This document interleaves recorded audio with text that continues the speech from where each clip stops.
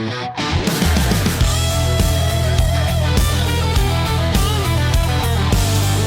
and Alex bring the fire, no doubt. Fun facts roaring, making headlines shout.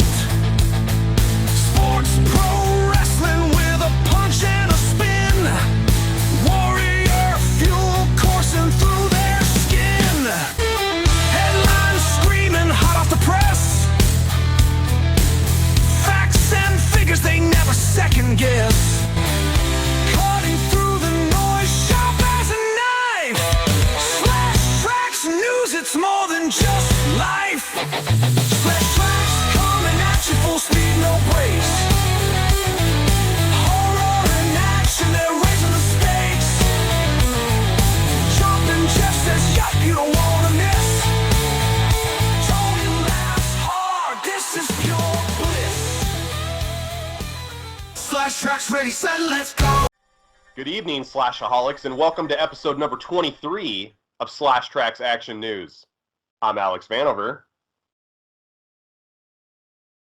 And I've got some breaking news. And I'm Josh LaRue. Whoa! He's back! Welcome Glad back. to be back. This is awesome. So happy. Man, that was like a wrestling entrance out of nowhere, dude. You came through the crowd. Just pop through them. Just Yeah, but it was like the 70s. You had no theme music, though. I just had to, like, see you show up. That was, like, actual storytelling. Like, they didn't have... your Titantron picture didn't pop up. You didn't hear the bagpipes? No, I didn't hear the glass break and then the bagpipes hit. Whoa. He's back, ladies and gentlemen. I'm not doing it solo this week. Hell yeah. That was a good show. I enjoyed watching that. You did great. It was fun. You know, the hardest part about that was trying to react off of myself. That's not easy. It's not the most fun thing. This is already better. You find yourself funny too much, it's like, I don't know. Oh, get out of it. I know you're secretly like, this show better not do well. This No. show better suck. I don't want any views for this fucking show. I felt so bad not being a part of it, but I'm so glad to be back, and just want to say thank you to everybody for all the kind words and taking part in the fundraiser. I really appreciate it. I'm on the mend. I have a few little issues, but for the most part, I'm back to normal. So Did the doctor tell you that your hair played a part in your recovery? Yes. It actually grew even longer to heal me. They needed the natural nutrients out of just how luscious my hair is. And they wrapped your whole body in your hair like a sarcophagus, like an ancient Egyptian mummy. Instead of wraps, though, and gauze, it was just your hair. You know, I'm actually considering cutting it before summer, so maybe I'll do a poll or something. What?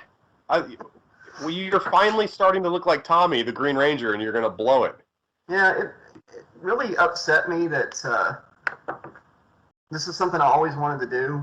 Yeah? And I finally do it, and I always wanted to do it because of Tommy, and then he passed away. That was really hard. That sucked. I'm curious to see who the Green Ranger is going to be in the 30th anniversary, because I don't know if you know this or if you have it on your list or anything. Yeah. His daughter, his real-life daughter, Jason David Frank's real-life daughter, wants the Power Rangers to cast her as Tommy's daughter in some story at some point to bring closure to Tommy Oliver's story, with her taking over the Master Morpher. I think green, white, red. I think that's a cool idea. I'm not against it. Does she have any martial arts training? Does she have any acting background? I know she sings. I don't know about acting, but I know that I think she's a black belt. I think he trained her. Okay. The person that since you asked me who I think it's going to be, I think it's going to be Johnny Young Bosch. I think it's going to be Adam. He was the green Zeo, the rectangle. And he's also one of the most decorated Rangers, and Zach is back, and he was the original Black Ranger. You're not going to have two Black Rangers. So either Johnny Young Bosch gets the Green Ranger powers, or it's just a flashback, or it's actually Tommy Oliver. Yeah. But they never show him without his mask on. and he does they do a voice thing, you know. Yeah, I mean, That would be great. it could be any number of things, or they could even say that he went to the youth summit, the youth teen summit with for 2023, like the red, yellow, and black ranger did when they got rid of him in season 2. But this time Tommy's going to the adult teen summit. Or so that's where he's going. Or they bring Tommy and Trini back from the past, you know, to help with the battle. I think Trini is. I think in this storyline she's definitely gone because they cast her daughter.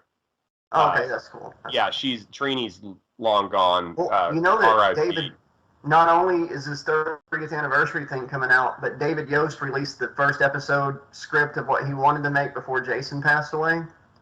And it was listed under like fan fiction. It was like his pitch or something. He was going to try to get it made, right? The Quantum Continuum, yeah. Yeah, I saw that on his Twitter. It's a good read. It would have been great. I was just talking to Nicole, my girlfriend, Mother Evil, for all of you who watch Slash Tracks, you know, spoiler alert, Mother Evil is my actual girlfriend. I was going to say, I was telling her when I saw the preview for the new Power Rangers thing on Netflix, it's just, what horrible timing. You know, it's like, they finally get this thing made, and it's like, well, no, Jason David Frank unfortunately passed away, and it's like, she was like, well, you know, did he have to be in it, or could someone else have played him? And I'm like, no, you don't understand. Like, that he is like the Michael Jordan of the Power Rangers. He is like the guy. He was a trickster, though, man. He was a trickster. So, I mean, there is like this small chance that he was full of crap, just trying to, you know, keep it secret or something. He might be on there. You never know. Wait, you mean that like maybe he already filmed his stuff? Yeah. You know, it's totally possible, because I had that same thought. I didn't think of it in the terms of him being a trickster, but I definitely thought of it in the terms of like production time. You know, that it's coming out very, very soon, and Jason passed away a couple months ago, so it's like he could have easily filmed some of his scenes before he passed. Or recorded audio for it. You know? Any of that stuff. And he was also... One of the things about Jason David Frank that made him so beloved by fans of Power Rangers was the fact that he never shied away from the role. He embraced it. And he definitely would have been, like, if David Yost would have said, hey, can you record some lines for me, or can you do this? He would have done it. He would have done it. I promise you he would have done it.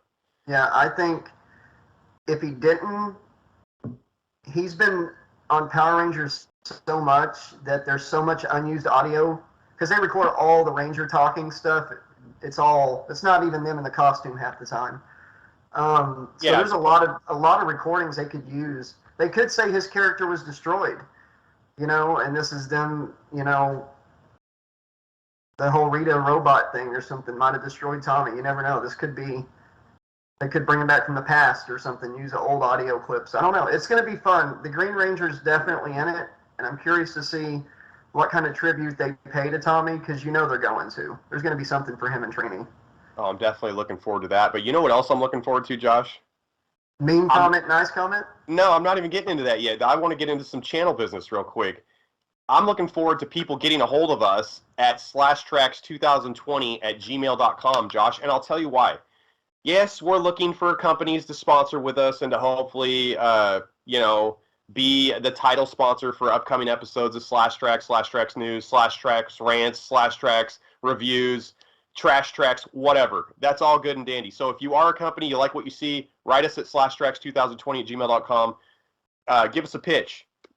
Maybe we'll fit in together. Maybe we'll do some work together in the future. What I want to get accomplished in this little plug real quick, Josh, is we have a new segment coming up, and instead of Dear Abby, it's going to be called Dear Slashy.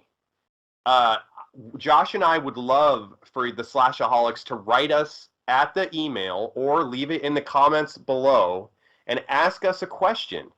We're going to try to give you our very best advice. So if you guys have questions about your love life, your financial life, your job life, your personal life, whatever, Josh and I will pick the very best questions from each week, and we'll try to answer them in Slash Tracks form. Josh, what do you think about that? It sounds like it's going to be a lot of fun. Did Mhm. something similar to that like 2 or 3 years ago where I like did the voice of Freddy and somebody played Jason, and it was like, but this is different. This is going to be like a bi-weekly thing with me and Alex. So we'd love to get your questions. Anything you want to ask, we will answer it. We mean Yeah. anything. Yeah, and we will give you we will pull from our vast knowledge and life experience to help you make the very best decision you can, because we love the Slashaholics. And Josh, we also need them to write in at slashtracks2020@gmail.com, because we have a brand new segment. So we have that new segment coming up next week, but we have a brand spanking new breaking news segment that we're going to debut in this show today, Josh. And it is called Would You Rather, okay? And basically, Josh and I are going to debate one question each week. Would we rather? Would we rather do A, or would we rather do B? And we're going to tell you why. And it's going to be funny. It's going to be fun. It's going to be interesting. And hopefully it creates some dialogue and some comments down below in the chat. And if we get some good comments, some good suggestions for future episodes, maybe we will include your Would You Rather in an episode coming your way. How about that? Let's do it. Send it to us, guys. Check it out. See what you think. Send us your ideas. Josh, before we get into mean comment, good comment, into the actual meat of the show, Josh, can you give us a Patreon plug real quick? Yes. Go to patreon.com/80slasherlibrarian. And you can support the channel for as low as $1 a month, all the way up to $50. You'll be helping keep the channel going and growing for years to come. We cannot monetize the channel, A, because of all the copyright content on the channel, and B, because YouTube likes to, what's a nice way of saying it? Screw over content creators and force them into doing stuff that isn't them, you know? Yeah, they like to cut, YouTube likes to cut your balls off. So basically, Josh and I couldn't be 100% of our actual personalities, which I think Josh's personality at 100% and my personality at 100% is what makes anything we do successful. So if you start neutering that, you know, I'm not, in my opinion, Josh and I have discussed this, we're not going to neuter ourselves for money. So, you know, it's not going to happen. The downside to that is there's no monetization for the channel. Yeah. So if you want to support the channel and you enjoy what we do, Patreon is the best way. There's also, I put it up on the community page pretty often, a QR code for PayPal if you ever just want to tip the show. I'll put it on the screen during this episode. If you want to scan that, it's real easy. We appreciate any contributions, and we appreciate everybody watching. We're going to have some cool Patreon content.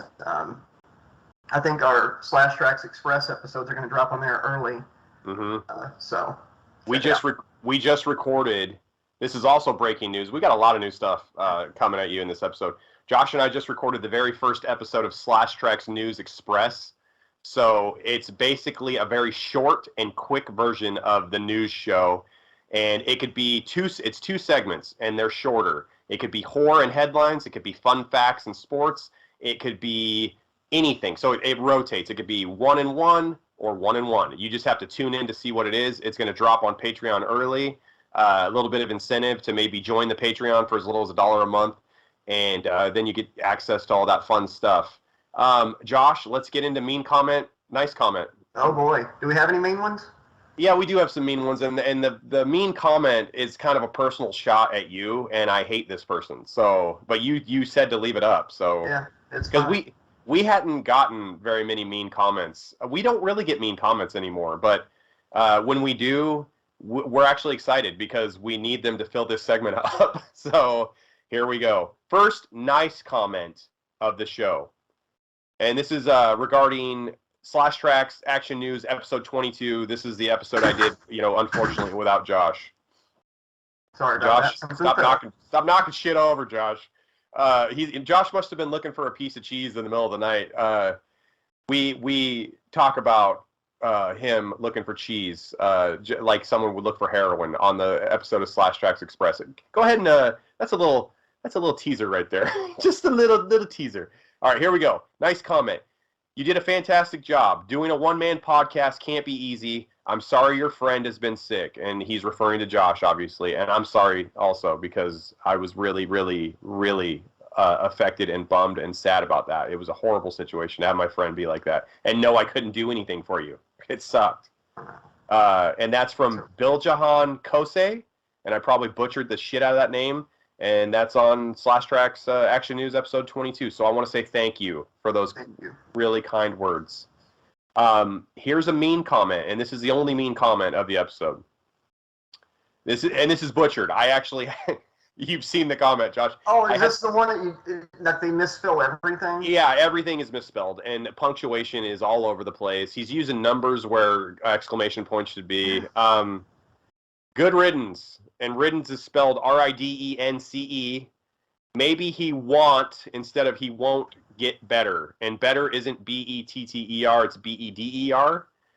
Reading books as a channel is dumb, and instead of Dumb, it's Dumm. And this is from HF78, and this is regarding /Trax News episode 22. So instead of just saying, nice job, solo podcast, he decided to say, good riddance, maybe Josh won't get better. So, Josh, what do you think about it? Yeah, he is better. He is better. There you go. Well, yeah, go fuck yourself. Thank you, as we always say. Thanks for leaving a comment. Thanks for checking us out. I mean, if you hate the show enough to watch the show and then leave a comment, hey, man, you could have worse haters. They could just lurk and not watch the show, click off, have no retention rate, and leave no comments. But this guy's actually helping us out. So thanks, man. You're an idiot. You're an absolute idiot. Good riddance to that. Yeah. Let's move on to a better comment. All right, nice comment. Dude, I loved all of this! Exclamation point. And that's from our homeboy, Michael Clark. And that's on /Trax, number 33, Nightmare on Elm Street, 2010. So the brand new episode of /Trax is out. It's on the channel. It's over 15,000 views. It's going up. Likes just went up right before we started to record, so that usually means a lot of views are coming in. Just got a lot of really cool, nice comments, but unfortunately the show was already written. I couldn't include those yet, so probably next week. But yeah, our boy Michael Clark, the /Trax fan of fans, the number one guy. If I was Joker, Michael Clark would be my number one guy. Yeah. Unfortunately, I probably wouldn't kill him like a Joker kills his number one guy in the movie. But yeah, Michael Clark, big ups, dude. Thank you. Those are my balloons. Yeah. Yeah, those are my balloons. Where does Michael Clark get these wonderful toys? Thank you, Michael. You're awesome, Mikey. Seriously. Two more nice comments. Oh, wow. Yeah, I just want, we haven't been together for like a month and a half, so I wanted to kind of fill it up a little bit. Had me laughing. Very entertaining. You're made for this, guys. And that's from Venera Music, and that's on /Trax News episode number 19. So we had him laughing the whole show. Super entertaining, and you and I are made for this. Of course we are. That's what we were created for. To do this show. That is why it was predestined in the stars. Our ancestors are what not ancestors. Yeah, ancestors. People long ago, right? Okay, our descendants. Yeah, their descendants are later. Well, I guess I am a dumbass. That guy in the comments was correct. No, our ancestors foretold of the /Trax coming. And we are fulfilling the prophecy of bringing humor and useless information to the masses via the internet. So here we are. Venera Music, thank you. Can I point something out real quick? I use Skype virtual background, and my hair is so awesome that the background thinks that it's not real, and it's like a hat, so it's trying to cut my hair out of the screen here. Like over here. That is the ultimate compliment, dude. Good for you. So what's the last nice one? Last nice comment of the show, dude. You two put on a great show. Keep it up. I love your chemistry. So, and that's from Swin, exclamation point, and that is also on /Trax News, episode number 19. Thank you. Thanks, Swin. Let's cut to the chase, Josh. Let's get into the fun facts. You ready? I'm ready. All right, always ready for fun facts. All right, buckle up. All right. Drivers of luxury cars such as BMW and Mercedes-Benz, tend to be less considerate of others on the road, and this is according to a study from UC Berkeley. Thoughts? Concerns? I have one. What's yours? I can't stop for these fuckers. I'm too rich and way too important to stop for these people. I can't yield for this poor bastard. I'm rich. I'm very important. I cannot I am going to do a California stop here because I am rich and more important. Look at my car. I didn't get rich being a good Samaritan. I got rich being a fucking asshole. So I know where my bread is buttered. I can't obey the rules of the road. I'm driving a Beamer. That's what I thought. I just immediately saw some asshole. Fish can suffer from depression, Josh. I've heard that. That's something I think I've actually heard. How do they know that? I don't know. It's like 30 seconds later they forget it, though. Yeah. Know? God, man. They got maybe that's why they're depressed, It's because they can never remember anything, No, they're depressed, Josh, because people are literally trying to trick them into eating shit that have massive hooks in them. Day to day. Yeah, every day. Yeah. No, what does it bug you? Go ahead. Some of the bait is like stuff that they never see, And it's like, how many worms are out in the middle of a river, honestly, before fishermen? In their natural habitat down there, or crawfish or whatever, in the deep part. Maybe if fish weren't so dumb, I call fish dumb after I say fishes. Maybe if they weren't so dumb, they wouldn't be so depressed. Quit going after shit that's not supposed to be in the water, and you won't get caught. How would you feel, Josh, if somebody constantly had Mountain Dews and Crystal Clear Pepsis on hooks, and they just kept showing up on your desk and shit? How would you? And that you keep getting hooked in your mouth. How would you feel? You'd be pretty depressed too. Yeah, I'd be pretty depressed. You're being a pompous asshole right now by making that. Do you drive a BMW, Josh? With that comment? Yeah. I don't have any. I could drive a Ford Mustang. So. Yeah, I don't have any concern for these fish and their feelings. I drive a Beamer. Fuck them. Get over it, fishes. Yeah, get over it. You're a fish. I am rich. I am a rich person. Now, if a fish is depressed because its woman left him, does his buddy say there's plenty of women on the land?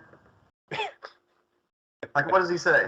I don't know. Plenty of fish in the sea doesn't sound right, It's like there's plenty of females over on the grass or something. I don't know.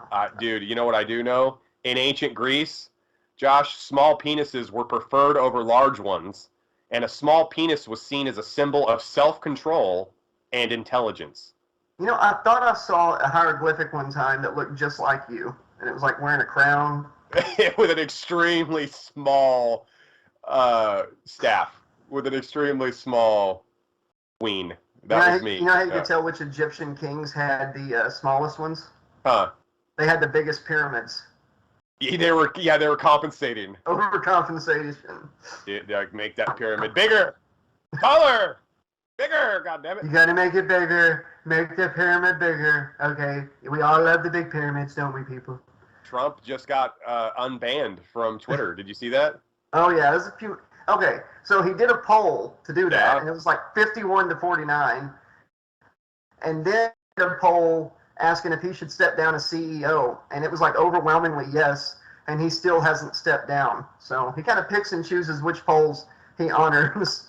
Yeah, I did see that. He didn't step down. He just kind of disregarded it. So Trump is reinstated on that, and I think Trump got reinstated on Facebook? Facebook, with guardrails. If he says one thing wrong, you're out. He's got bumpers. No more insurrections. Stop it. Shut up. He's got life bumpers. Like when kids go bowling, they don't want to throw it in the gutter. Trump has actual bumpers on his mouth. That's crazy.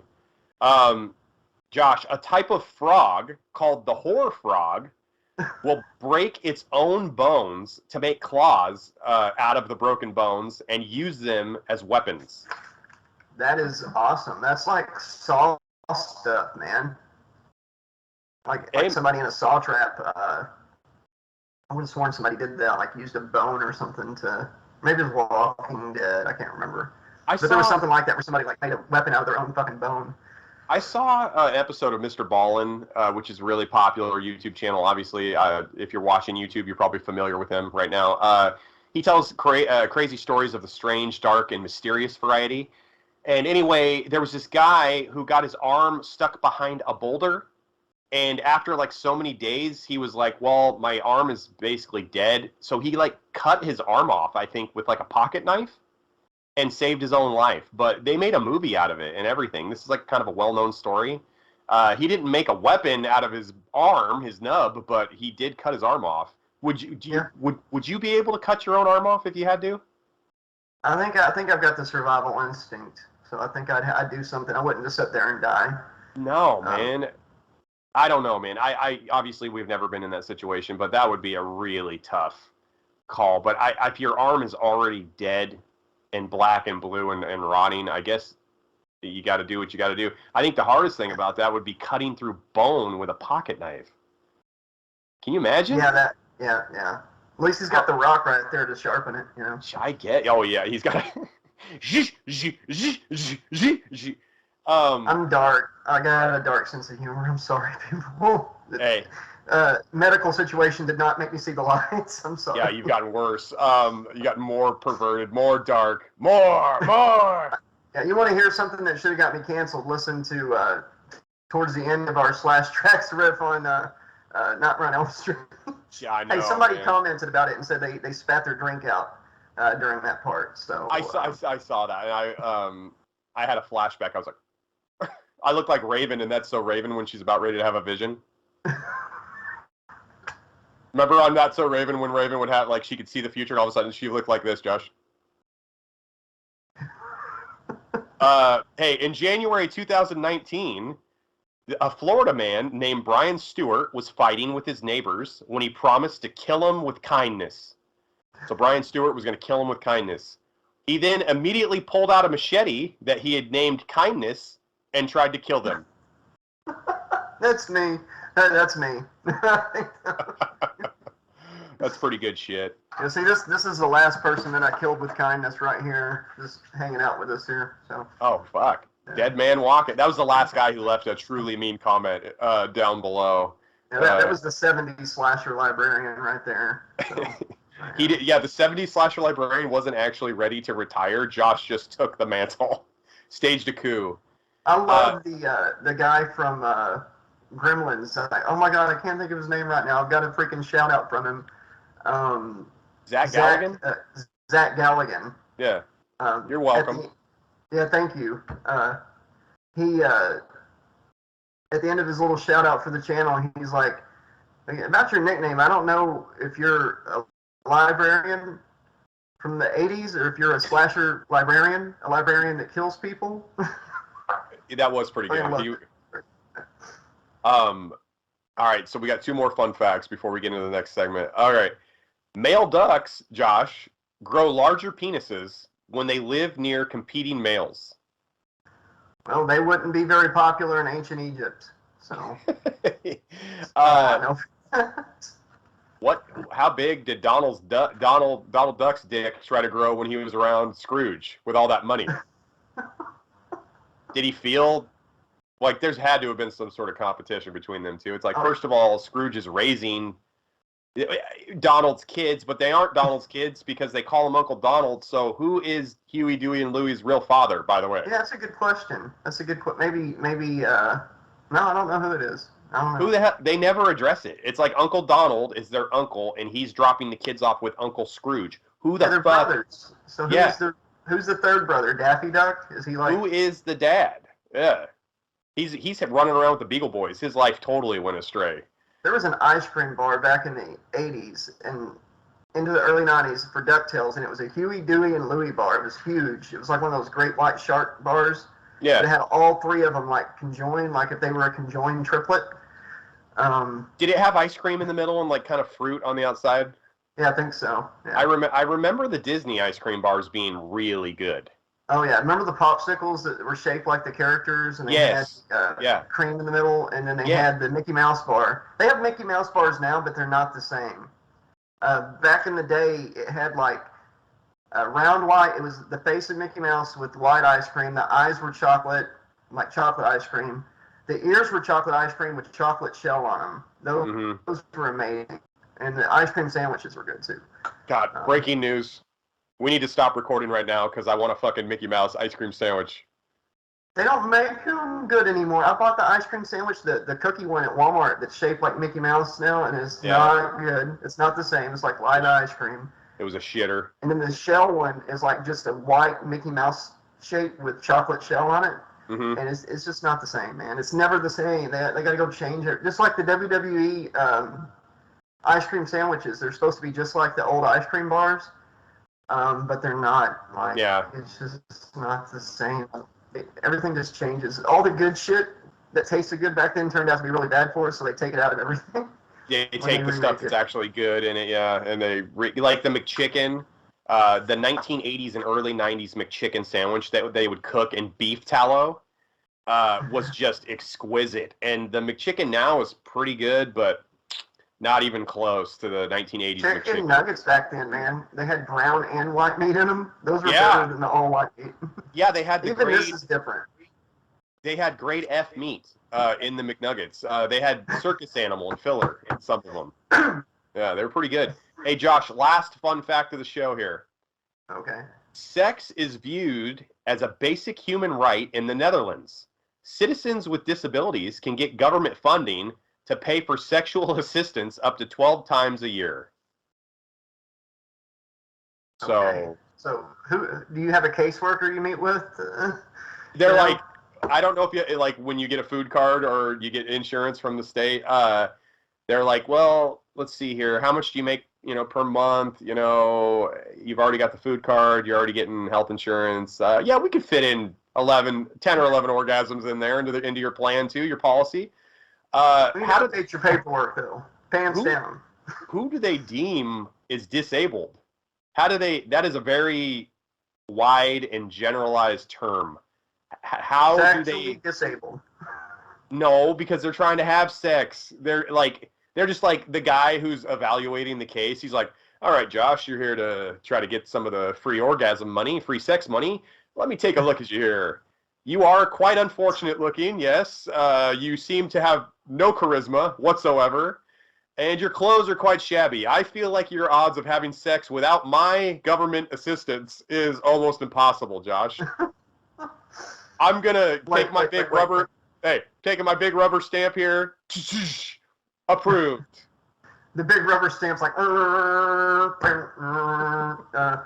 but first, we also need you to drop your pants. Oh, you're a descendant of an Egyptian king. Okay. Yeah, you're definitely approved. You're definitely approved. They're like people that are against the extra government money being, distributed for the people who can't have sex. They're like, oh, we're paying for their food, we're paying for their health insurance. Now we got to pay for their orgasms. Oh, okay. I want to hear those talking points. Next on CNN, Netherlands man can't pay for his own food or orgasms. More at 11, and it's like breaking on the bottom there.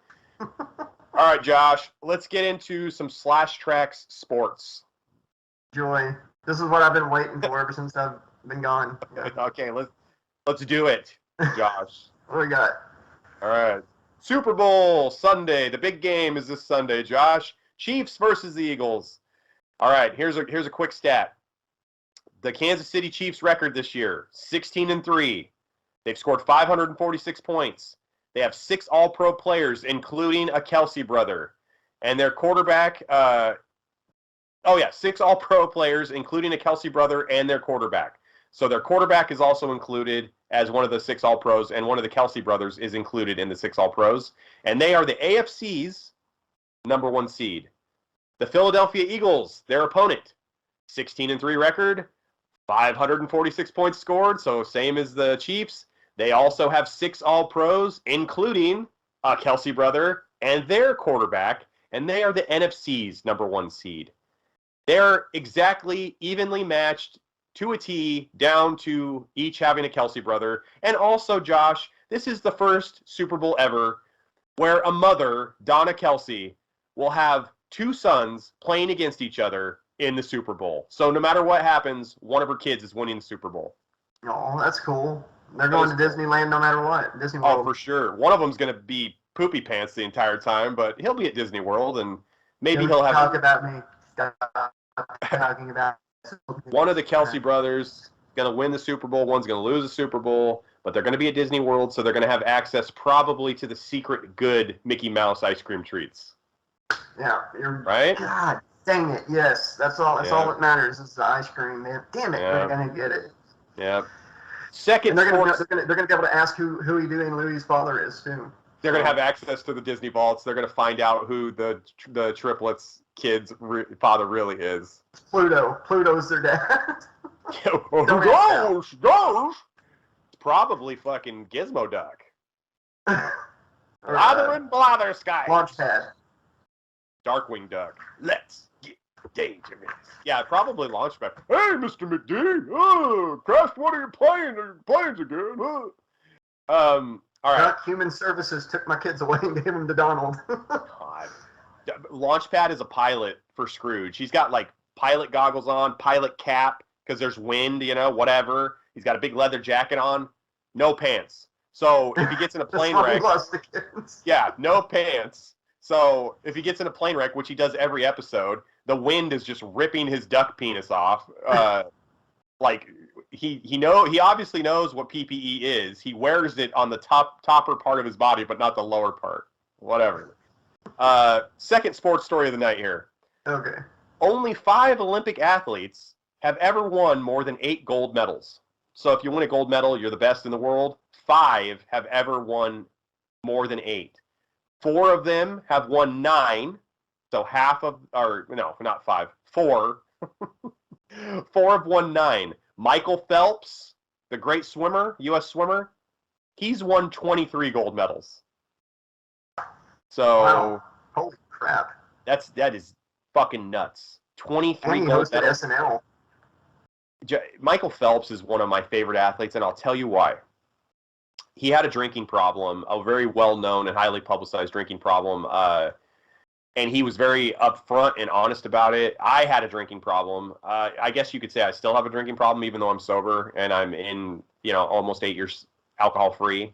I guess if I start drinking again, it'd probably come right back because when I drank, I really liked it. That's probably why I had a big problem with it because I couldn't stop. But anyway, Michael Phelps was upfront and honest about his issues. He tried to be a champion for the situation, talked about depression, talked about anxiety. And it was really refreshing to hear somebody, especially someone that successful, talk about a real human problem. Because sometimes celebrities don't want to talk about that sort of stuff. They want to hide their true humanness. So he was using his platform for good. So, I like Michael Phelps. I think that's good on him, man. Sounds like a good guy. I've heard about him. I saw him on Saturday Night Live. He seemed pretty cool. Dude, 23 gold medals, though. I mean, that's ridiculous. That's crazy. Yeah, that's nuts, man. Let's get into the last sports story of the episode. I know you're excited, Josh. All right, for the first time ever, the NBA All-Star Draft, so all the players that were selected to the NBA All-Star teams, is going to take place right before the actual All-Star game. So the team captains of the All-Star teams are going to draft and select the players for their teams from the pool of All-Stars that were voted on as starters and reserves in each conference. So, like, say LeBron's the captain and Giannis Antetokounmpo's the captain. Right before the game, Josh, they're going to pick who they want on their team. My question, this is the first time that's ever happened. This is like schoolyard shit. My question to you, Josh, these All-Stars are the best players in the NBA, okay? So there's like 24 of them. This is the best of the best.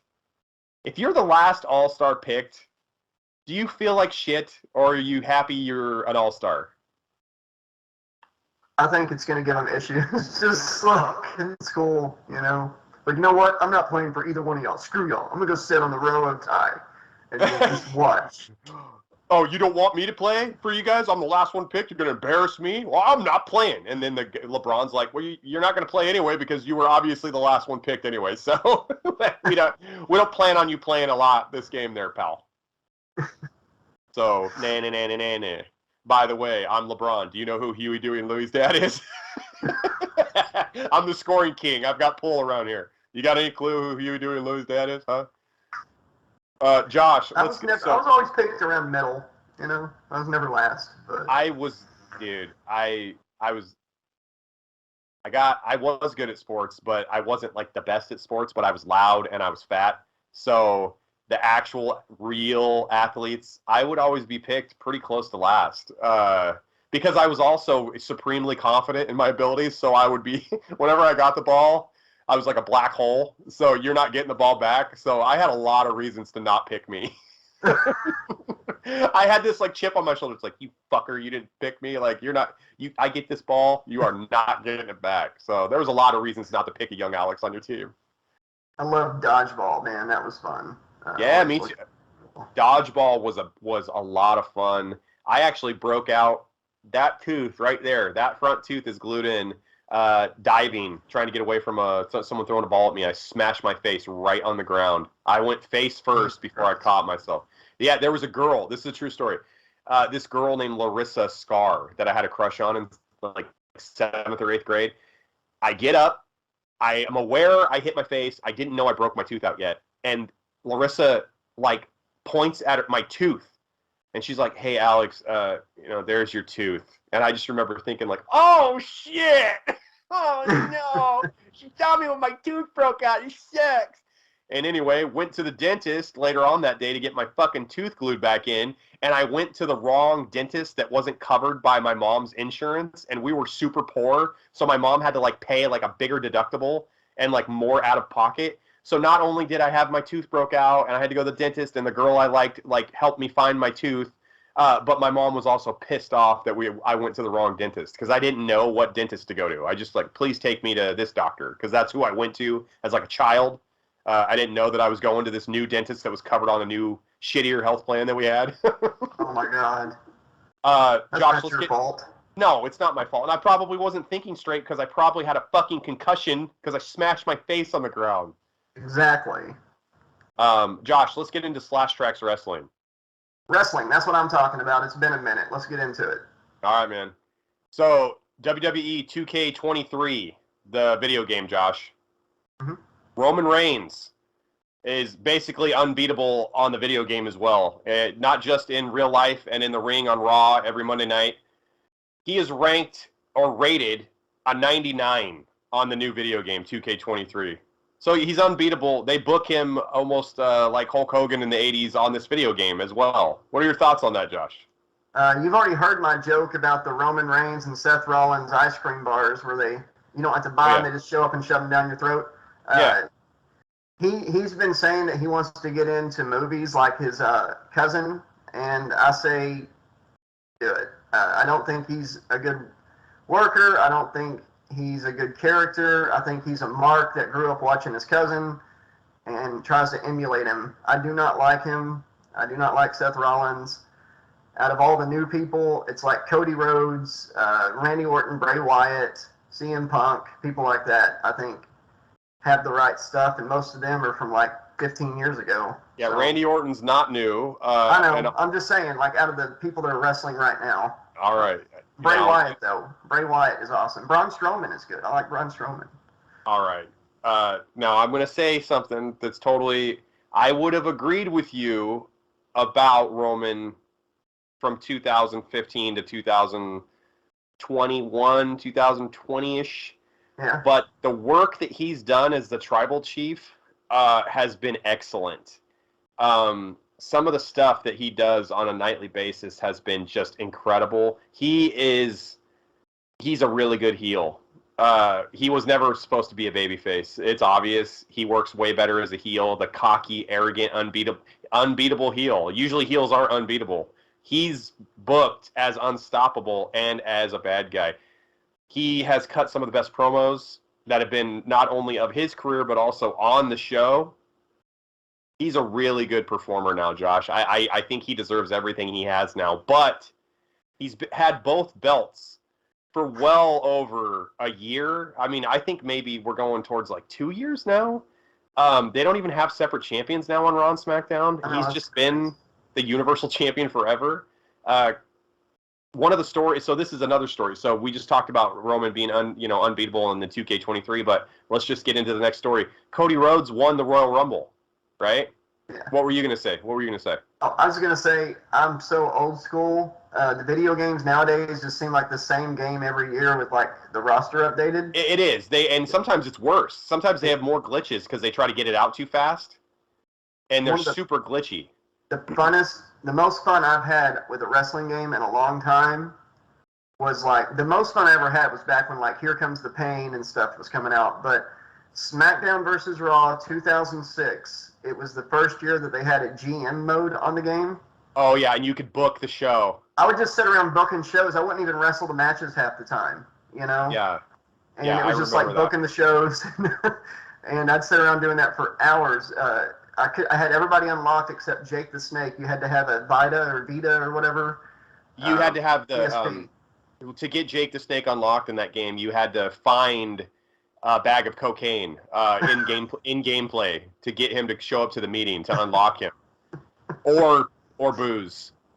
Josh, I tried 2015. I did try that in 2016. They weren't bad. Now, Josh, you liked booking the shows on 2006, the video game. Now, you have a history, Josh, of real-life pro wrestling, and you actually married the booker in one territory you worked for, Josh.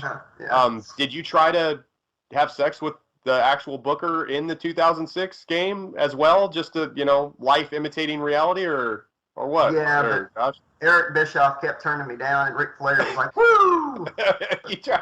You tried to sleep with Bischoff. You're like, you've got the book, man, and the pin. Come over here, Big Daddy. Come over here, Easy. Okay, so anyway, from Roman Reigns, from Josh sleeping with the booker, to Jake Roberts needing a bag of cocaine. By the way, we love Jake Roberts. That was just that was a low blow. No disrespect. Everybody knows Jake Roberts had a serious backstory history with substance abuse. That's why his redemption story has been so great. Yes. So yeah, no disrespect. Buff Bagwell's trying to do the same thing with DDP, and I've seen like outtakes from it in the trailer, and I just don't think he's taking it as serious as Scott Hall and Jake did. I wish him all the best. I hope he comes through it, but he still seems like he's not fully giving himself to it. So. Like, you think maybe Buff is just trying to get his brand out there, so he's trying to just kind of, well, I hope that's not the case, but maybe it is. I had a few interactions with Buff Bagwell on Twitter. For the most part, they were all positive. And I wish nothing but the best for him. And I know that when he went over to WWE after WCW was purchased by Vince, he didn't really get a fair shake. He had a match. He was one of the first people to have a match in WWE, and it was an absolute stinker. And the ring was bigger. The ring is bigger in WWE. Well, yeah, and it was harder too. The mats didn't have as much give, and also I don't know what Vince and everybody thought they were getting from Buff Bagwell, because Buff Bagwell is not really a ring technician. He never was. He was more of a character. And towards the end of Buff's run in WCW, he was like the 18th guy in the NWO. All he would do is show up in the ring, and he was like he didn't do anything. He just had the top hat on. He was just one of Hogan's bitches. He was always in. It was always about burying WCW and WWE. Like when Scott Steiner came in, they had the best heel WCW had in a long time. And they put him face. They run him as a face against Triple H just so Triple H can bury him. Triple H should have been the face, and Scott Steiner should have come in as the heel. He was so good as a heel, but Triple H didn't want his thunder being stolen. And that whole thing was about burying him. And, Buff Bagwell had his mom call when he wasn't going to make a show. His mom called Jim Ross. That couldn't have helped much. Was she on a forklift? Yes, on a full match? She called in and said Buff was sick and he couldn't make it to a show, and that's when Jim Ross fired him. Are you kidding me right now? Look it up. It's dead serious. Jim Ross has told the story. Others have told it. Buff Judy Bagwell called. Buff can't wrestle Chris Kanyon tonight, Jim. He's sick. Yeah. I'm heading to 7-Eleven right now to get him some crackers, orange Gatorade, and 7-Up. Price is Right's on in the background. Buff can't come to the phone right now. His top hat's right on the floor next to the couch. He's throwing up into a coffee can. I was going to say, oh my God. Triple H and the Scott Steiner thing. You got my mind all over the place. Scott Steiner at that point of his career couldn't even have a match though. He had no cardio. His in-ring work was horrible. He had taken time off from when WCW went out of business. I don't think he directly came over to WWE. He was probably still getting that money from his previous deal. He wasn't in ring shape. So it wasn't Hill just... would have been better. He could have worked the crowd more and stuff, and not done as much wrestling. Yeah, I don't know. And also, I think Triple H and Scott Steiner are so similar in physique and like in ring style that they don't complement each other. I mean, I would have rather watched Hercules and Ultimate Warrior on a chain match before I watched those guys wrestle. I would rather watch someone wrestle a fucking broomstick than those two. Scott Steiner was way past his prime at that point. I wasn't sure. Have you seen Scott Steiner's chest lately? It's starting to it's concave. It's starting to go inwards. And Kofi Kingston has that going on too. Kofi from the New Day, his chest is concave. I'll never forgive what they did to Kofi, man. What do you mean, when they fed him to Brock? Yeah. I mean, he didn't deserve that. No, he did not deserve it. And Kofi was over. The New Day was wildly over, and they've been over. The New Day wasn't even supposed to be successful. They just threw those guys together, and they got it over. They got over a trombone was over, more over than almost any wrestler in the promotion. Look at the Bootio shirts and boxes and stuff.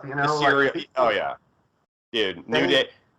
The champions aren't like they used to be. Back in the day, if you were world champion, you were expected to carry the whole company. And it's just not like that anymore. No, it's not. It's more wrestling today, for all the younger slashaholics that are watching the show right now. Wrestling is television based. Back, what Josh is talking about is wrestling used to be live show, traveling from city to city based. So if you had a champion, they had to be able to draw from city to city, draw people to the event. And they had to carry your promotion basically on their back from city to city. Nowadays, it's all TV. Wrestlers are lucky to wrestle 3 times a week now. Back in the old days, they'd wrestle 7 times a week. So it was a totally different structure for pay, structure for how they did business, everything. But Josh is correct. It's different how they do things. I want to. So we're going to circle right back. Okay, so we're going back to Cody Rhodes. You were talking about how you like Cody Rhodes. Who doesn't like Cody Rhodes?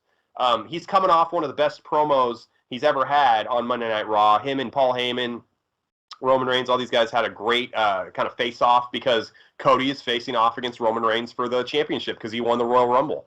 So Cody Rhodes, I predicted it on episode number 22. Someone even said it in the comments that I predicted it. So yeah, I did because I'm a genius. I predicted that shit. And anyway, Cody's facing Roman for the belt. Hopefully, Cody wins the belt because here's another story. Cody, we've talked about on the show before, Cody is heavily pushing for the Winged Eagle title belt to come back. So WWE, I read another story, they want to separate the titles. They want to have 2 distinct titles for each show again. And what better way than to bring the Winged Eagle back in all of its glory than to have Cody win it at WrestleMania. Their belts stink right now, man. They're horrible. They're horrible. We've already went over that in a past episode, but they're terrible. They have no character. They look like something a child would be like. SmackDown is blue and Raw is red. This belt looks the same, but it's on Raw, so it's red. And this is SmackDown, and their colors are blue. These are the colors, and that's why. That's the pitch right there to Bruce Pritchard and Vince. Oh, God damn it, I love it. SmackDown is blue. That's the color of the belt. You see what I'm saying here? And Vince, I know that you like oiled up Spartans and helmets. How about we just make that the tag belts? Let's do it. And since we're talking about Spartans, pal, let's bring back Farouk, yeah. And I want to put on that gladiator outfit. Fuck the APA. I want Farouk. I want Judy Bagwell, and I want Chris Kanyon in a forklift on a pole match, and I want shit in the LOD 2000 with Tammy Sitch for the WWE SmackDown Universal Championships versus Josh and Alex for the Trax Universal Championships. Yeah. Whoever wins will carry all 6 belts for 2 years. And then we're gonna morph them like the Power Rangers, all in Voltron, all into one mega belt. There you go. And Roman Reigns will carry all 6 titles for the next 2 years. What's your favorite secondary belt from WWF, WCW? Mine is the United States title from WCW before it got changed on WWE to the American flag background. Yeah, it was a great title, but my favorite title is the IC belt, the Intercontinental Championship from the late 80s, early 90s, because whoever had that belt was usually the guy who was going to be on the main event scene like a year or two down the road, and also it was the worker belt. So whoever was putting in the greatest amount work rate. So it was like Shawn Michaels, Bret Hart, Mr. Perfect, all those guys tended to have the IC belt. I look at that belt now, going back and watching like on the network. I call that that doesn't work for me, brother belt. Whoever had the IC belt is who Vince wished he could put the main belt on, but Hogan would never agree to it. Yeah, so, Hogan's like, listen here, dude. Here's a contract, brother. You see that? Creative control, dude. That doesn't work for me, man. So I'm heading down on my Harley with the 24-inch pythons, dude, to Venice Beach, California, where I'm going to 1, 2, 3, Mr. Perfect's ass out of the ring, dude. I love Hogan, though. I really do. He was my hero growing up, and it's sad to know that right now he's not able to walk without a cane. He can't even feel his legs right now. So he is having a real. Yeah, I did see that. I saw that he was doing a little bit better though. He was on Raw. He actually was able to walk to the ring. Well, yeah, he's walking, but he can't feel most of his legs, and the dude landed on his ass constantly. Yes, you know, the leg drop. Stone Cold. I mean, I can't imagine how he's faring right now. But in hindsight, leg drop. In hindsight, no pun intended, the leg drop was probably not the greatest move, especially back in the old days, Slashaholics, because he's landing on his ass night after night, city to city, compressing his spine over and over and over again. Probably not the best finishing maneuver.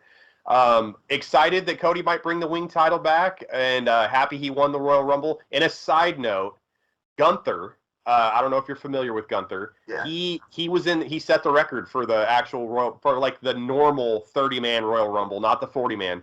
He lasted like an hour and 6 minutes. He entered the ring at 1, went all the way to the final with Cody, and eventually was eliminated by Cody. But he set the record. Is he the short little pudgy guy that won the Money in the Bank when they wrestled on top of Titan Towers during COVID? No. You're thinking of Otis. Oh, yeah! I like Otis. Yeah, Otis is doing nothing. He's in a tag team. Vince didn't really like him. The crowd was behind Otis, man. Yeah, he was so popular. He was everyman. They de-pushed Otis, and they fired Mandy Rose, who was like who he was in love with, because she had an OnlyFans that came out of nowhere. So she was fired. Let's get into another wrestling story. So okay. Steve Austin and The Rock both turned down huge money offers for WrestleMania 39. So Austin was offered Roman Reigns or Brock Lesnar. So Stone Cold turned them both down. I'm glad he did, because he would have showed up for the show. They would have been like, all right, Brock's going over, and then Stone Cold would have taken his 52-year-old ball and went home. Well, he wishes he was 52. I think Stone Cold's actually like 58, but he looks great. He did good, though, last year. He did really good. I saw that. Dude, Stone Cold is still believable. If you follow his Instagram at all, he's on there every day working out. He's doing some crazy shit. He looks jacked. I'm kind of bummed out that Stone Cold's not going to wrestle a match, but maybe they're hiding him. Maybe he will show up and wrestle. I think Stone Cold, though, is old school, and if it didn't make sense storyline going forward to help further the company and the younger stars, I don't think Stone Cold's the type of guy that's going to show up and be like, I need to go over. He just doesn't do that.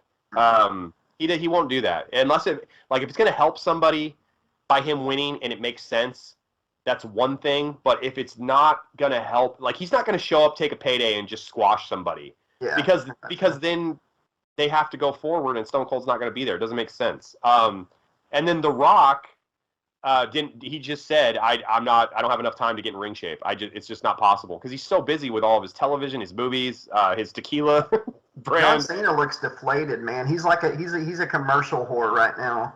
At least The Rock is doing real movies. John Cena's doing like rent.com and credit card commercials.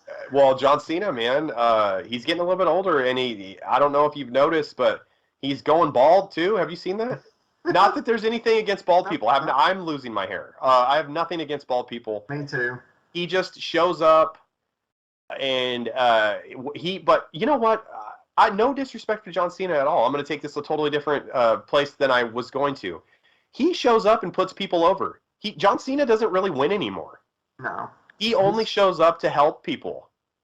I didn't like him in the beginning because he didn't wear ring gear. He wore tennis shoes and jorts. Yeah, but he earned my respect over time. All the Make-A-Wish stuff and everything, and he's got the record. Yeah, so. He's made more wishes. You know what?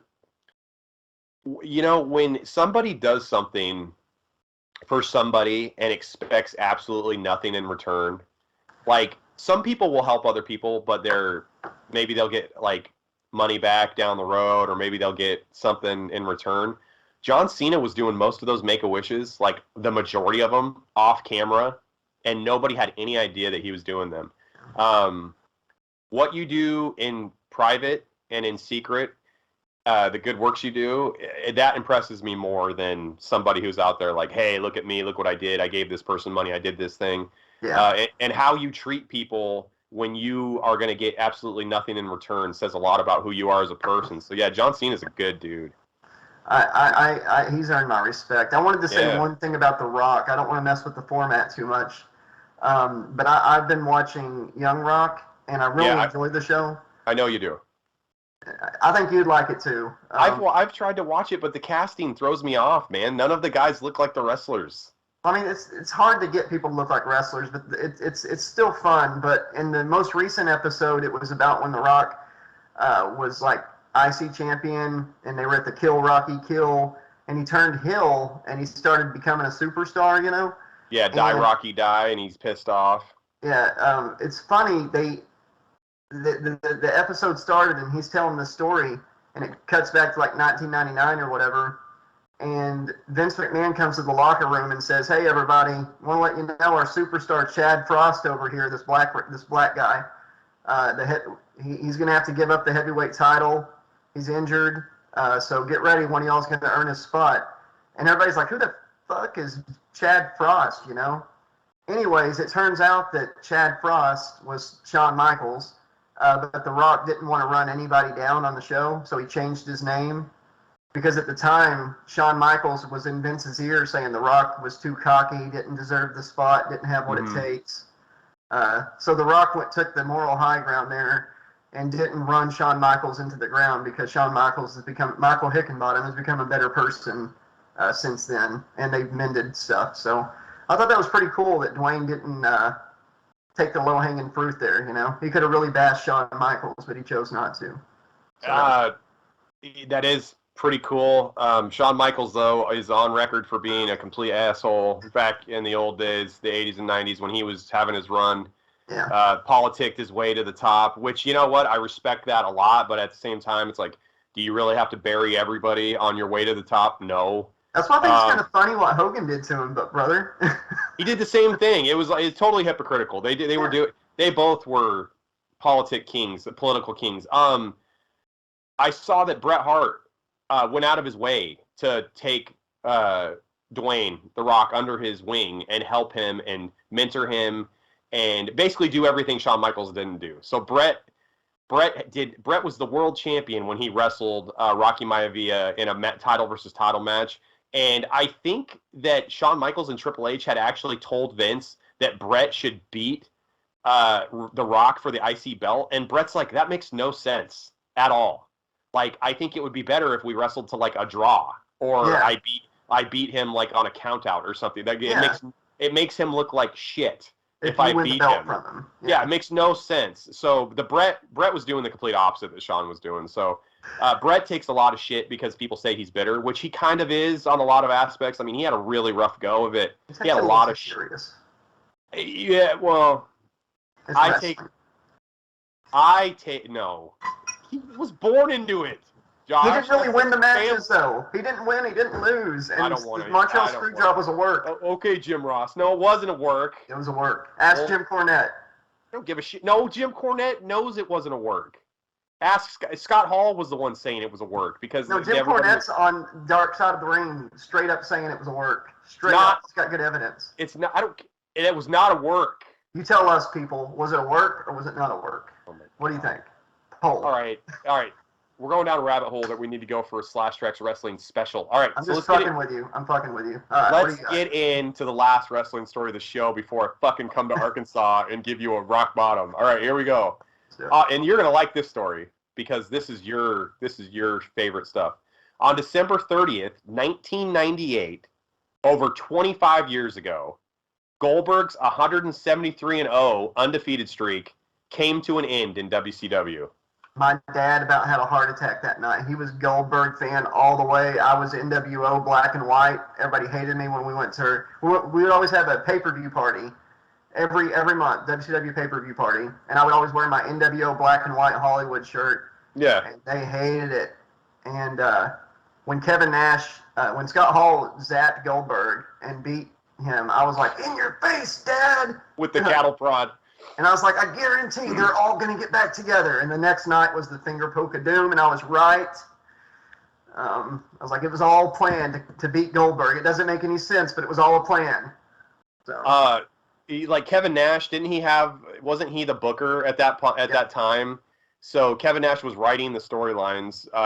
So it's kind of convenient that he wrote himself into defeating Goldberg and ending the streak. Well, he had to because there was no more Egyptians to worship him. So, Kevin, they should have not ended the streak that way. But, I mean, at least he wasn't beaten clean. But the problem by them beating him is as soon as they beat him, that was it. The mystique of Goldberg was over. They should have rode that train a little bit longer. I'm honestly surprised Hogan didn't petition to beat Goldberg. In a way, he did because Kevin Nash beat him, and then Hogan pulled out the creative control clause the next day and said he wanted to beat Nash. Nash came up with the finger poke thing because he didn't want to go out there and lose clean to Hogan. It was all backstage fighting at that point. Well, when Hogan lost to Goldberg, when Goldberg won the WCW Heavyweight Championship, World Championship on Nitro, Hogan put over Goldberg clean. Right? Yeah. And Hogan also used his creative control to insert himself into that match. But also Hogan was convinced that he either spun it or was convinced by management that down the road he was going to get his win back. And I heard that was the only reason that Hogan put over Goldberg on Nitro. Have you ever heard that?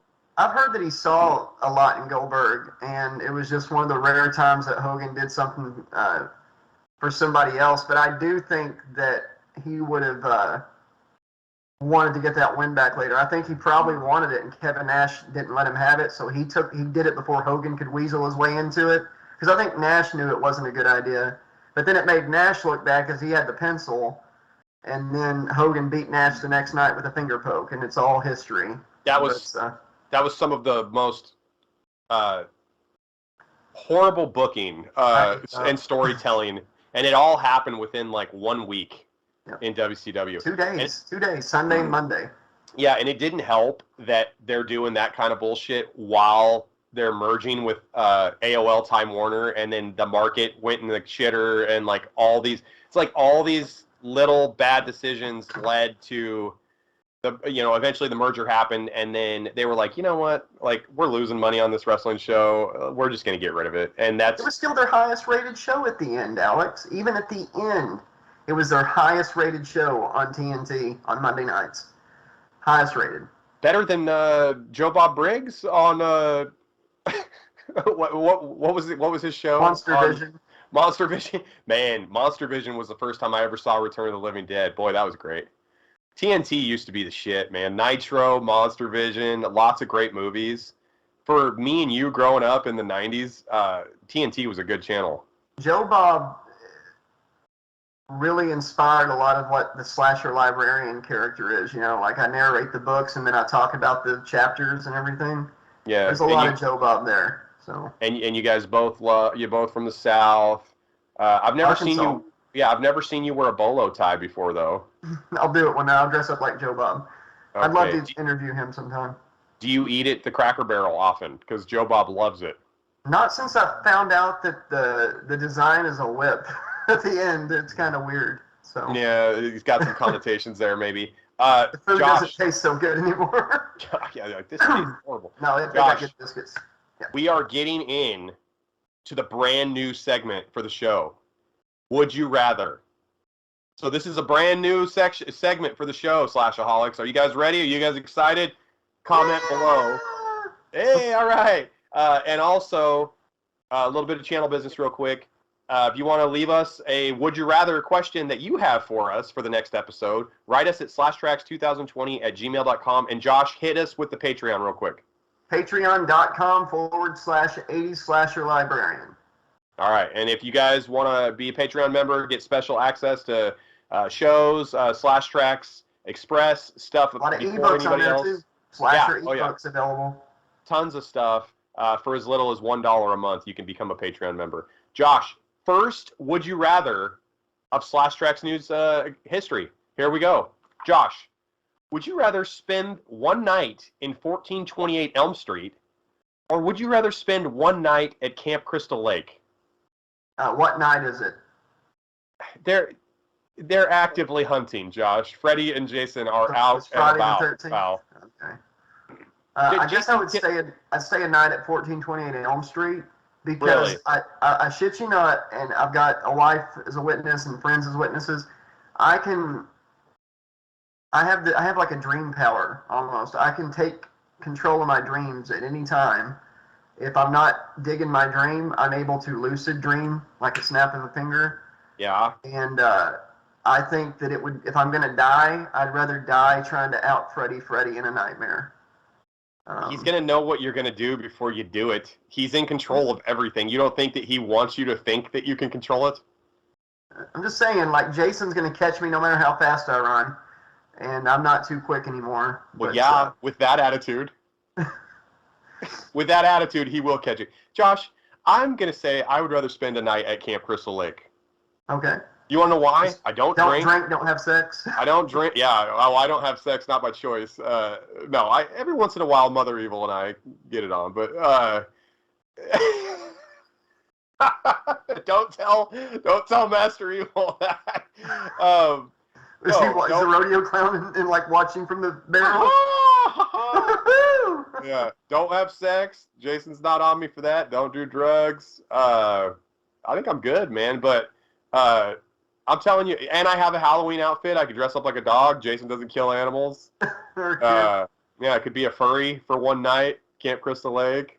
Although aren't furries, isn't that a sexual thing? So maybe Jason would confuse it and kill my ass anyway. Not anymore. There's like two different sets of furries now. It's a whole thing. One's sexual, one's just people that identify and like to dress up as animals. And I'm cool with that. If that's your bag, you do you, girlfriend. Whatever, man. I'm not judging anybody. I'm just saying whether Jason would kill me or not. I could care less. Depends on how adorable you are. Yeah. I think I would definitely do one night at Camp Crystal Lake because I think that, okay, so you're either going against Supernatural Jason, so you probably don't really have that good of a chance because he's able to morph. He's able to, what is it called? Where he goes from place to place. What is that word? Teleport. He can teleport. So you're kind of fucked. But if it's Jason in the 2009 remake, he's got a system of tunnels with bells and stuff. So you kind of got a chance, right? You kind of got a chance. I would say just get your best chance. You just have to be faster than whoever you're with, right? Yeah. So you got a chance. If you're in Freddy's dream world, you are fucked. Anything that happens, he's controlling it. You don't know, like, you think you're hiding. He knows exactly where you're at. We've already established this. I'd make him think that I don't know what I'm doing, and then I'd bust something out, I mean, you'd make him think. He knows you're trying to do that. It's not like you're a genius. He's aware of what you're doing. He might not be. He might. If I play the part right, he'll think I'm just a scared dude, and then all of a sudden I bust out some guns and stuff, grab him, wake up, and you're gonna grab. Hopefully, this version of Freddy, Alex, if I bring him into the real world, he's gonna start screaming because of all the his nerve damage and burns. His terrible burns. You're going to bring out some guns. So you think you're the Phantom Prowler from Dream Child. How did he turn out, Josh? How did he do? I'll pull Ash into my dreams, okay? And then I got it. So. I told you, Josh, comic books was bad for you. All right, so Josh and I are totally split. What would the Slashaholics do? Would you guys rather spend one night at 1428 Elm, or would you rather spend one night at Camp Crystal Lake? Leave your comments down below. Hey, Beth, would you rather spend one night at Camp Crystal Lake or one night at Freddy's house? You're going to have to face off against them one way or the other. Crystal Lake. Really? She picked Crystal Lake. She's smart. Water. Oh, water. She can swim real good. Good. So. Jason obviously doesn't need to swim. He can walk on the fucking bottom of the lake like he's... The ocean. Yeah, Mario Brothers 3 where he's swimming under the battleship on level 8, world 8. I picked Freddy because I can control my dreams. So. Yeah, so could Kristen, and that worked out real well for her, too. She ended up in a fucking boiler burning to death. Alex, this is what you'd be saying, right? You think you got him, you're like, Alex, you'll need my powers! And then all of a sudden your powers will transfer to me, and I'll be like Alice, and then I'll have long hair. That's my power. Right. And then I look in the mirror and I'm like, fucking A. And I can do nunchucks. At least your decapitated head will look good. Oh. in Jason's shack. Alex, you'll need my powers. I'm fucking dead because I'm a dummy. All right. Your hair pops off your head like a Lego set of hair, like a Lego head. All right. Let's get into Trax horror. Let's do it. All right. Sony is relaunching I Know What You Did Last Summer on the heels of Scream's recent box office success. Jennifer Love Hewitt and Freddie Prinze Jr. are both in talks to return to the franchise. This is so stupid. Yeah. They made a third one, like called "I'll Always Know What You Still Did" last spring, summerish, fall, somewhere in there. I'm not as dumb as. They made a third one where they took the guy from the first one, and pretty much turned him, the Hookman, into like a vengeful spirit that travels anywhere in the country. Mm-hmm. To help people, to go after people, and it's like, it makes no sense. Please, no. Is Jack Black going to come back? Jack Black, was he in? He was in the second one. He was the pothead guy. He's like, please don't kill me, don't kill me. He wasn't even credited, man. He wasn't even credited. Was he killed in part 2? I watched part 2 once. He had a Jamaican accent and everything. It was bad. It was so bad. He must have needed a role to keep his insurance with SAG or something. That must be the only reason he took that role. I Know What You Did Last Summer was totally a Scream ripoff. I remember being sort of entertained by it. I mean, it was okay.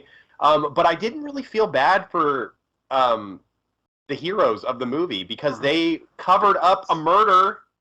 They killed that guy, right? I don't care if Jennifer Love Hewitt said, let's not do it or not. She was involved with it. She could have told the cops at any point, right? Yeah, exactly. So, I don't know. And also, my first thought when I heard this was like, well, yeah, of course Freddie Prinze Jr. and Jennifer Love Hewitt want to do it. They haven't done shit in like 20 years. Like, she's only been on Lifetime movies, and like, wasn't she on the Ghost show where she could like talk to ghosts on like CBS or something?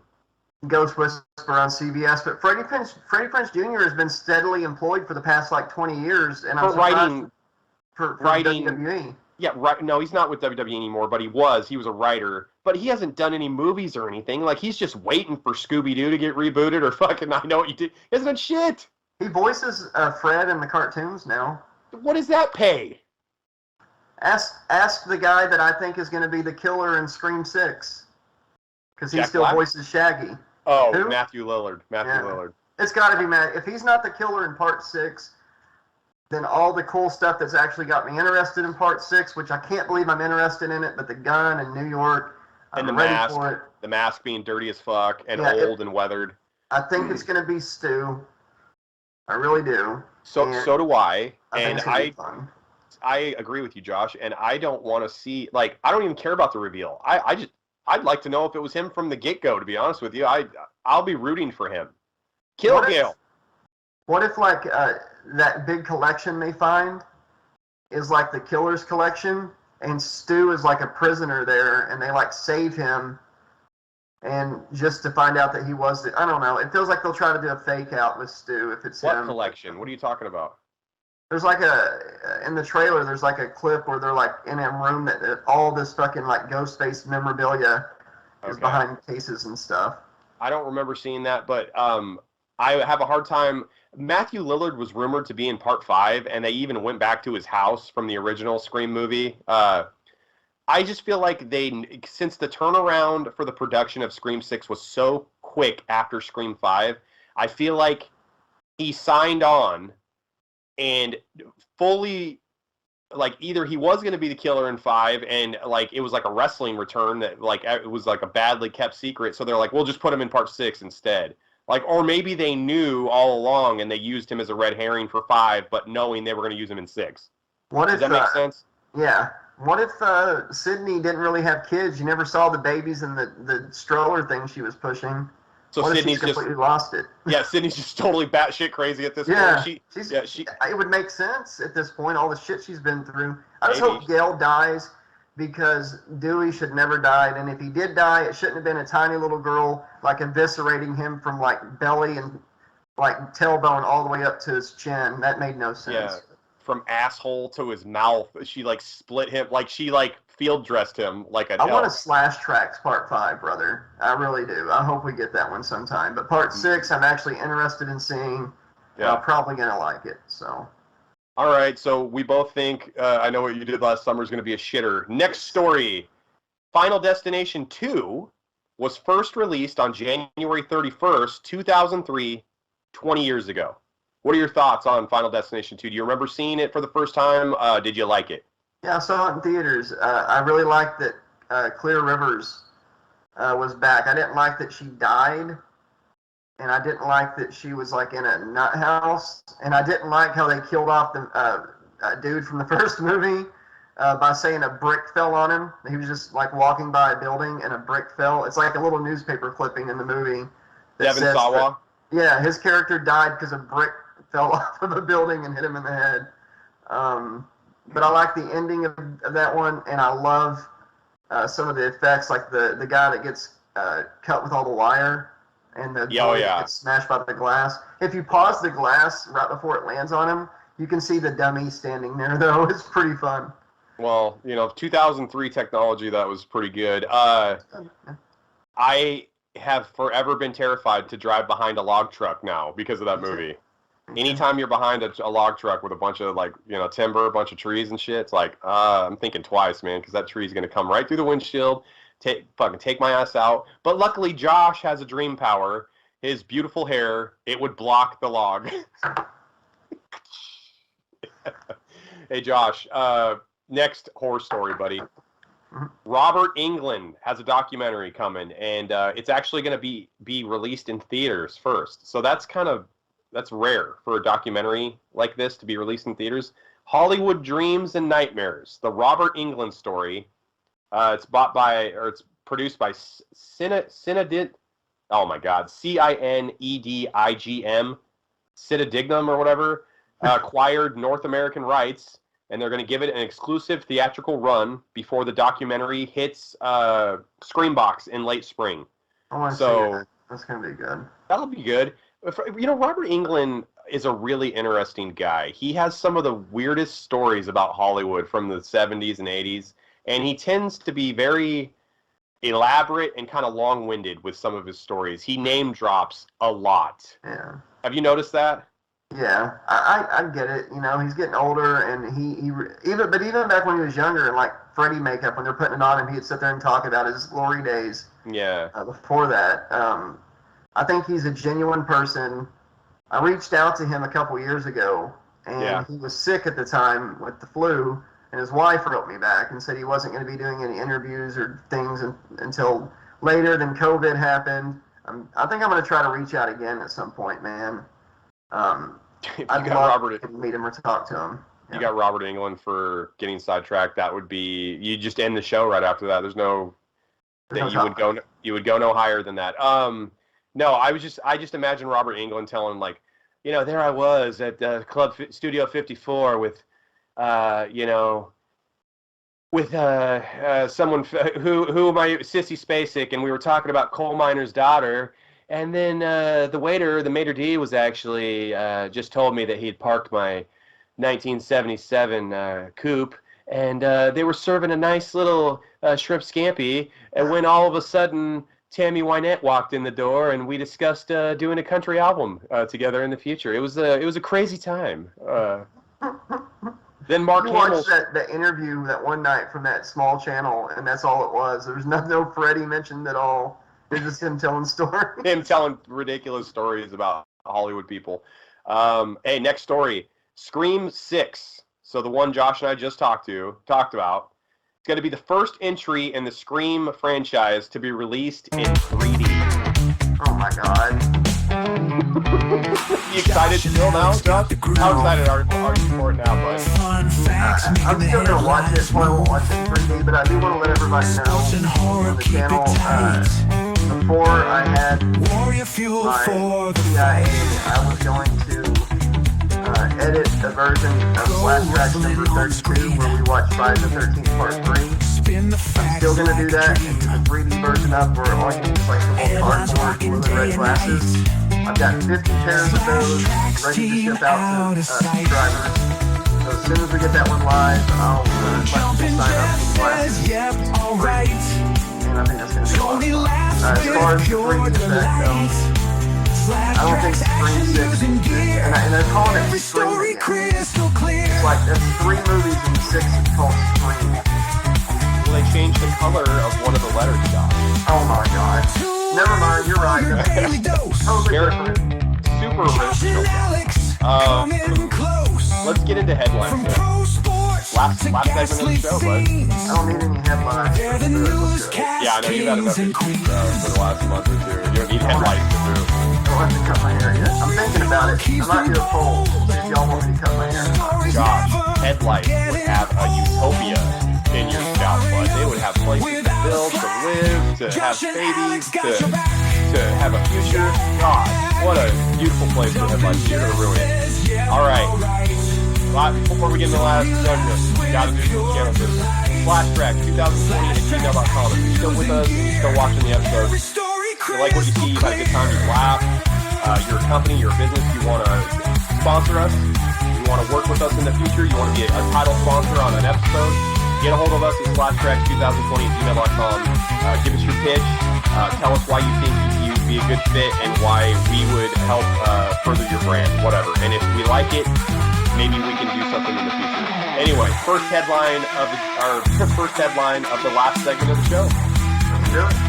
A new bill proposed would let prisoners trade their organs for a reduced prison sentence. New bill proposed in Massachusetts would give prisoners anywhere from 60 days to 1 year off their sentence, and this includes bone marrow or organs. What are your thoughts, Josh? I think if they save a life, that's a form of restitution, in my opinion. There's actually been convicts that are in prison for life and some on death row over the years that have donated organs because they thought it's one good thing they could do. So if there's like a boon for doing it, yeah, I think that would be paying their due. I think that might work. Not in all cases, but in some. Yeah. Well, I'm going to have to disagree with you 100% because you've never heard of serial killers donating like their eyes or fingers or stuff, and then that taking... serial killer needs to stay in prison forever. Well, I'm just talking about like hold on. And shit. These are bad guys, and they're donating organs or eyeballs or tissues or whatever. They're going to donate it to somebody, Josh, and then that part of the body is going to take over the normal person's body, and they're going to start killing people. Is this headlines or the sci-fi section of the show? Both. Oh, okay. Yeah, I'm just saying we got to look out for this because if you donate the serial killers anything, that might take over the normal person's body and start killing them. If I go to jail, I'll donate my hair to you since you're going bald, and then I'll get out. I'm not completely going bald, you son of a bitch. I have a receding hairline. So do I. Yeah, sure you do. You beautiful bastard. What a dream power to have, man. Gorgeous locks. That is a fantastic power. Josh, second headline. Now, this is breaking news, Josh. Breaking, totally fresh, brand new story. Colonel Sanders would often make visits to Kentucky Fried Chicken restaurants, and if he was unhappy with the food, he would throw it on the floor while cussing out the employees. Breaking news. Colonel Sanders, been dead for quite a while. This is totally fresh. Yeah, this is breaking news. What are your thoughts on Colonel Sanders treating the Kentucky Fried Chicken employees like shit and throwing the food on the floor and cussing at them? I would have loved to have seen that, man. I've heard about a certain leader that we had in the past that would get mad and throw hamburgers against the wall, but it wasn't stuff that he made. But I would love to see black and white grainy footage of the Colonel showing up. I say this chicken is not crispy. And that original is you flash fried it and it's still cold on the inside. I say I'm going to throw it at you. You know, I'd like to see that. And what do you mean? What are you talking about? Pepsi products? God damn it! We don't want Pepsi products in the Colonel's place. We need Coca-Cola like it was in the '80s, son. I say that Coca-Cola is better than Pepsi. Dude, the Colonel Sanders. This is a little piggyback on Colonel here. When he first started his chicken restaurants, I'm almost positive because I watched a documentary on this guy. He started his chicken restaurant at like gas stations in the South, and he would like have the gas station, but he'd like put 2 tables out front of a gas station. So the restaurant would have 2 tables, and he'd be serving his fried chicken out of the gas station, and it kind of just grew from there. Yeah, it worked out. Yeah, it worked out though.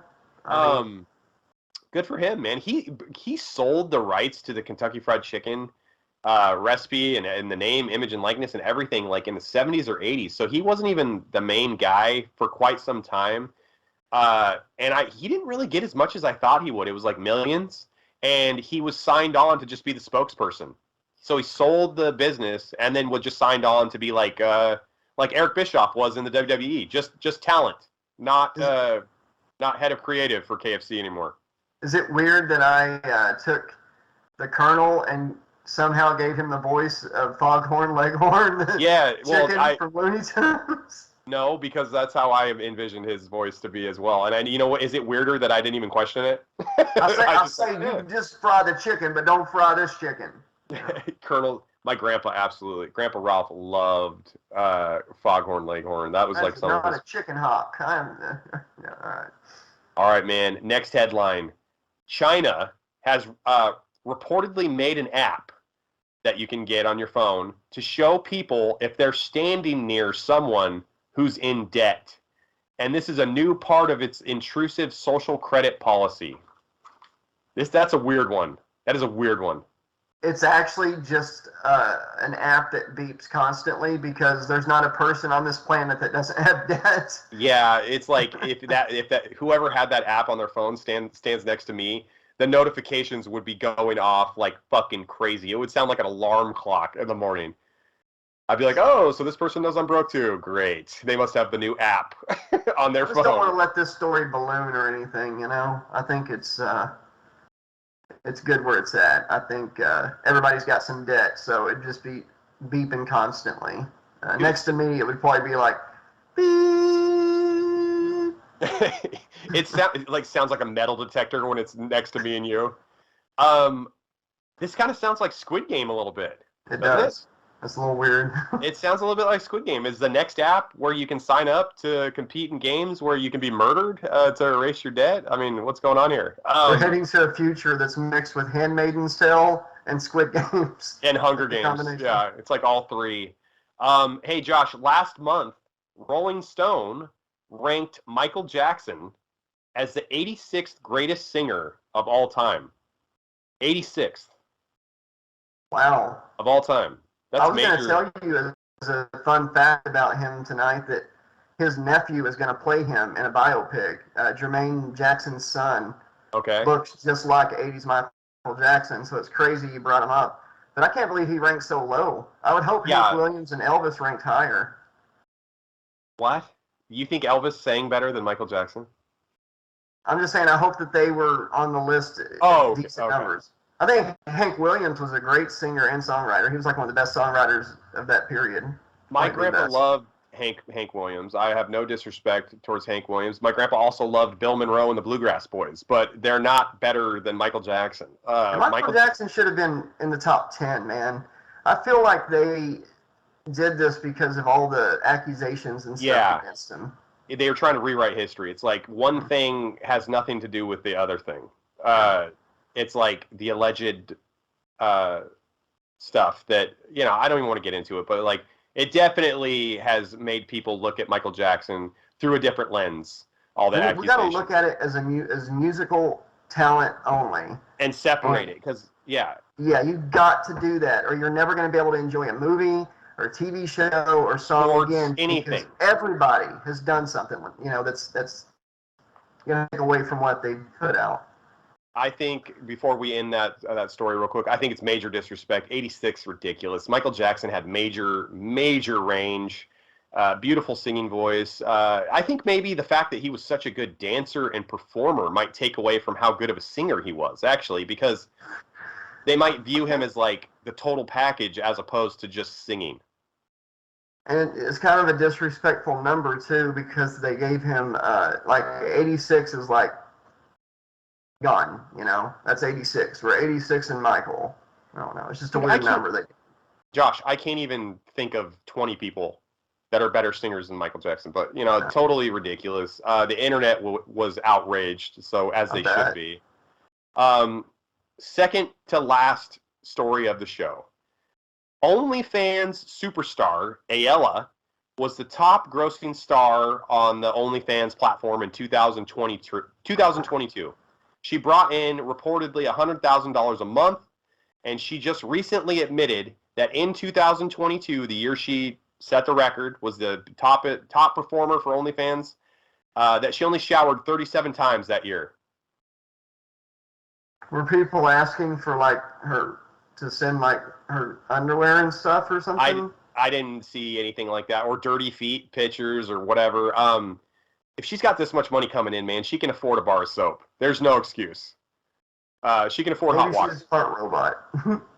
Yeah, maybe she's just she's a robot. Josh and the real girl, she's just a sexual app.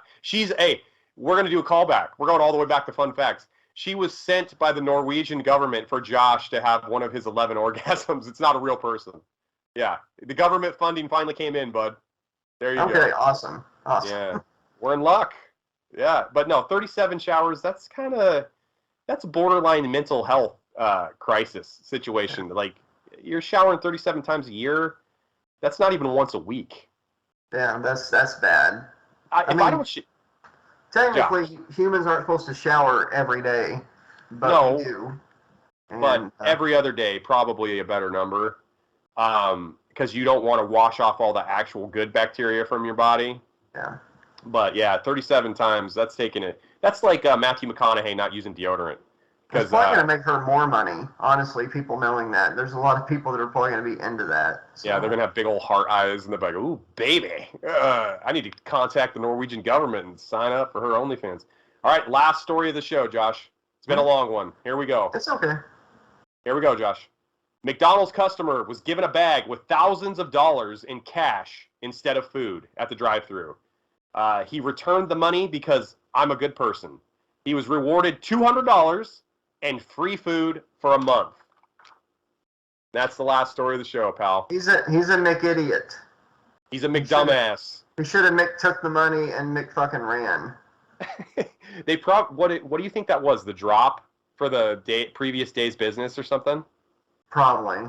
Like whatever they took in cash or something. Hey, Josh. Did the receipt say thousands of dollars? Like, what's up? No, I was just going to say, quick story. When I was like 11, I got a sandwich from McDonald's. It had blood on it. So somebody cut their finger and got blood all over the wrapper. My mom took me back to the McDonald's.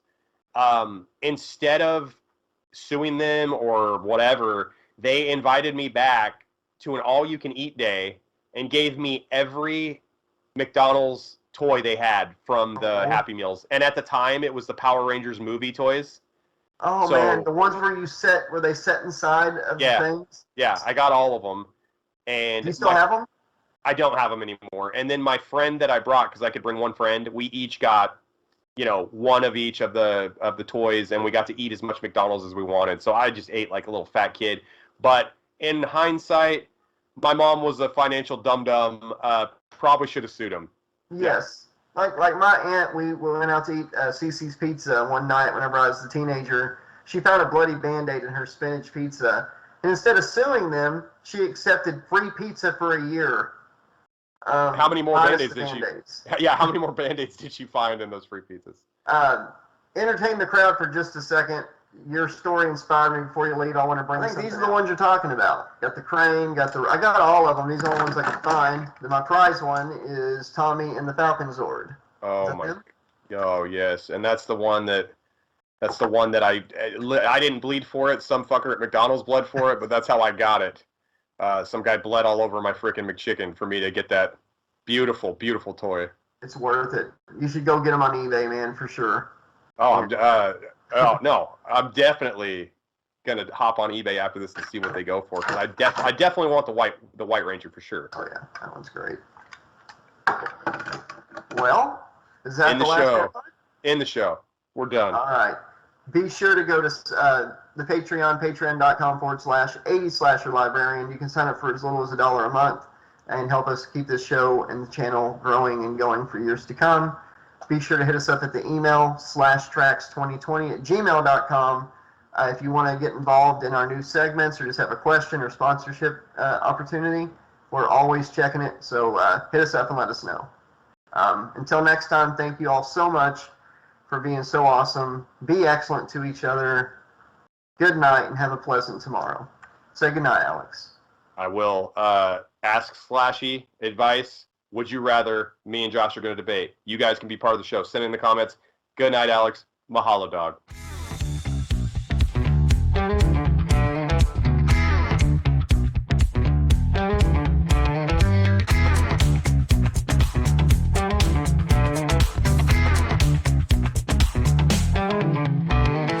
Josh and Alex got the groove.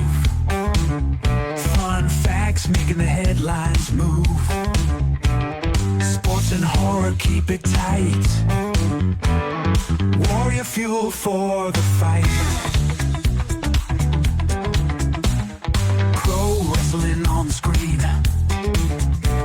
Spin the facts like a dream. Headlines rocking day and night. Slash Trax team out of sight. Jumpin' Jeff says, yep, alright. Tony laughs with pure delight. Slash Trax action, news and gear. Every story crystal clear.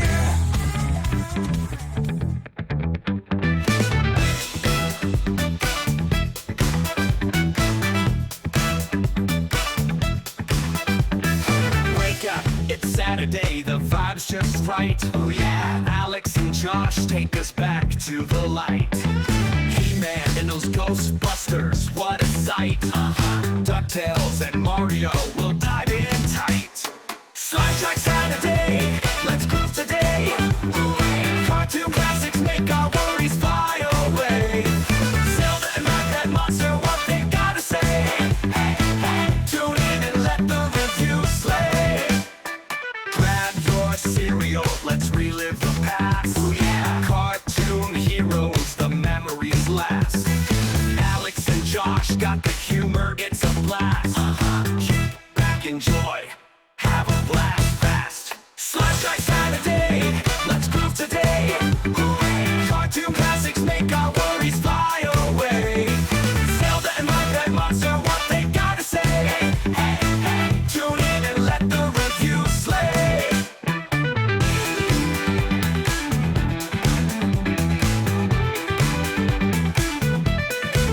They break it down, oh so fine. Talking about cartoons, gonna blow your mind.